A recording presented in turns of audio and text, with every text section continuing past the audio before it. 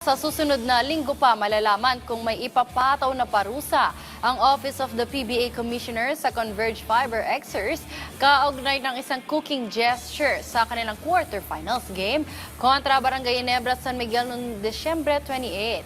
May ulat si teammate Jamaica Bayaka.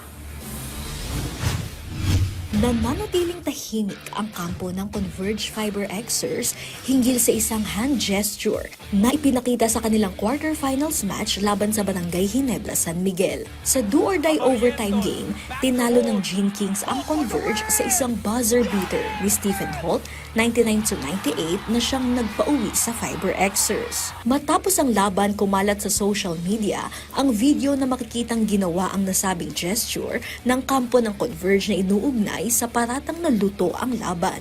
Nakatakdang humarap sina Converge forward Justin Baldazar, assistant head coach Humperdinck Di Matulak at ang kanilang rookie na si Mark Omega sa Office of the PBA Commissioner ngayong linggo, subalit humiling ito na ilipat sa January 12 ang pagpupulong.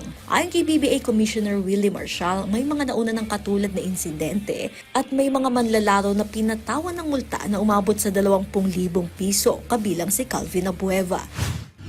Ginawa na kasi yan ni Abueva, ginawa ni Maliksi at ibang players. Pinanahan natin yun.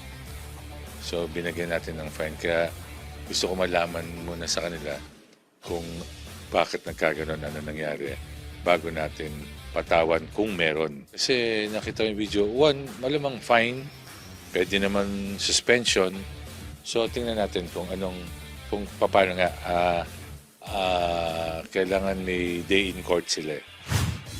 Matapos ang meeting sa Lunes, doon pa lamang malalaman kung may ipapataw na parusa o disciplinary action sa kampo ng Fiber Xers. Binigyang diin din ni Marshall ang kahalagahan ng sportsmanship sa liga at ang pagpapataw ng disiplina bilang aral sa iba pang mga koponan.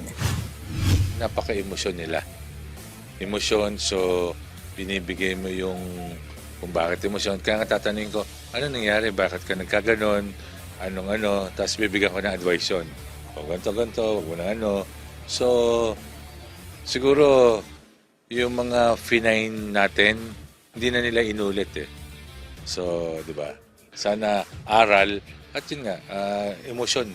Naintindihan ko naman sila. Jamaica Bayaka para sa atletang Pilipino, para sa bagong Pilipinas.